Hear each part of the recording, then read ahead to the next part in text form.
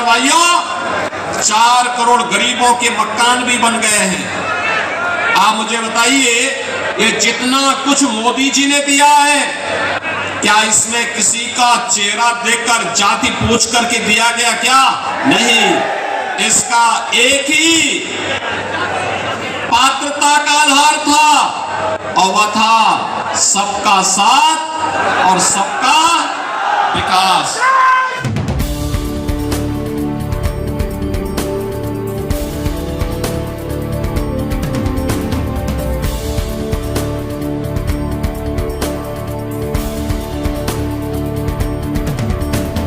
Haidergarh Bharatiya Janata party के हृदय में बसता है। इतनी सुबह आपकी उपस्थिति इस बात का प्रमाण है। बहनों और भाइयों, लोकसभा चुनाव का आज चतुर्थ चरण चल रहा है और चौथे चरण में लोग देश के अंदर 10 राज्यों में 96 लोकसभा सीटों पर मतदान कर रहे हैं। लोगों में अपार उत्साह है। इससे पहले 3 चरण पूरे हुए, 285 लोग सर है। पूरे देश से एक ही स्वर गूंज रहा है और वह है कि फिर एक बार मोदी सरकार का। ये वैसे नहीं है, इसके पीछे कारण है, क्योंकि आज नया भारत देश और दुनिया के अंदर हुए परिवर्तन का साक्षी है। हम देख रहे हैं दुनिया के अंदर हमारा सम्मान बढ़ा है, सीमाएं सुरक्षित हुई हैं, विकास के कार्य तीव्र गति से आगे बढ़े हैं और गरीब कल्याणकारी योजनाओं ने नए रिकॉर्ड बनाए हैं। जो कांग्रेस के लोग, समाजवादी पार्टी के लोग बड़े बड़े दावे कर रहे हैं, इनके समय की सच्चाई यह है कि गरीब भूख से मरता था, किसान आत्महत्या करता था, बहनों और भाइयों, नौजवान पलायन करता था और विकास के कार्य भ्रष्टाचार की भेड़ चढ़ जाते थे। आप याद करिए, आज मोदी जी के नेतृत्व में 10 वर्ष के अंदर जो परिवर्तन देखने को मिला है, पिछले 4 वर्ष से 80 करोड़ लोग देश के अंदर फ्री में राशन की सुविधा का लाभ प्राप्त कर रहे हैं। पिछले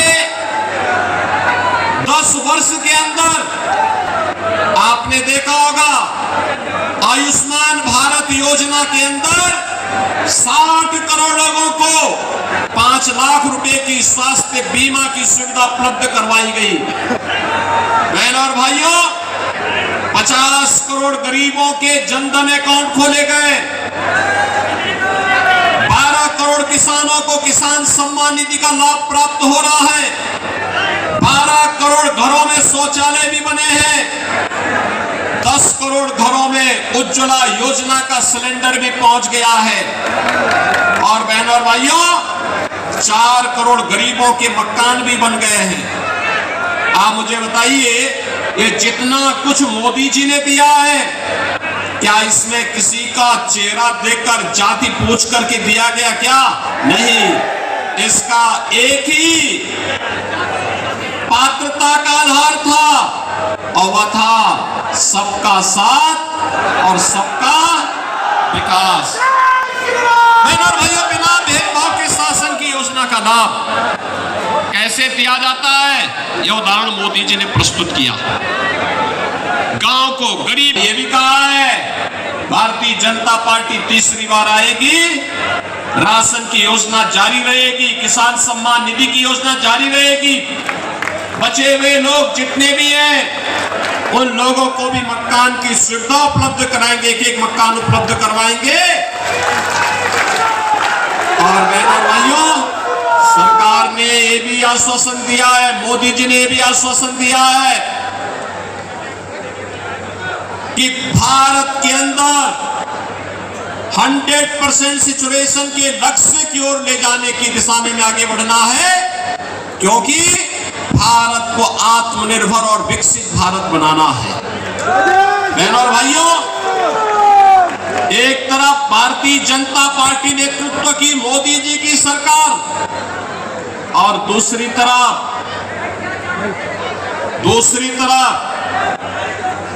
कांग्रेस और समाजवादी। कौन नहीं जानता इनके कारनामों को। इन्होंने कोई जगह नहीं छोड़ी थी लूट खसोट करने की। हर जगह इन्होंने लूट खसोट के एक नए कीर्तिमान बनाने का काम किया था।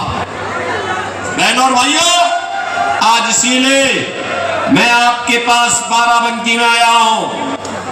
बाराबंकी लोकसभा सीट पर आया हूं आपसे कहने के लिए कि भारतीय जनता पार्टी आज देश के अंदर सम्मान भी दिलाने का काम कर रही है, सुरक्षा भी दिलाने का काम कर रही है। विकास के बड़े बड़े कार्य, हाईवे, रेलवे, मेट्रो, एक्सप्रेसवे, हर घर नल की योजना, 1 डिस्ट्रिक्ट 1 मेडिकल कॉलेज, और यही नहीं, AIIMS, IIT, IIM, IIIT, NIT जैसे संस्थान भी बनाने का काम कर रही है। और इस सब से बढ़कर के बहनों और भाइयों, विकास है तो विरासत को भी संजोने का काम भारतीय जनता पार्टी कर रही है। आप मुझे बताइए, ये समाजवादी पार्टी के लोग और कांग्रेस के लोग तो राम मंदिर का विरोध करते थे कि नहीं करते थे? करते थे ना। ये लोग क्या कहते थे, आज भी लोग कह रहे हैं।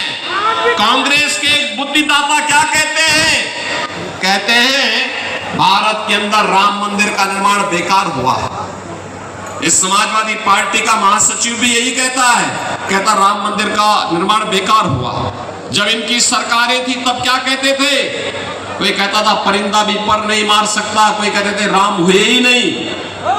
बहनों और भाइयों, हिंदू आस्था के साथ खिलवाड़ करना ये कांग्रेस और समाजवादी पार्टी की हमेशा से रहे हैं।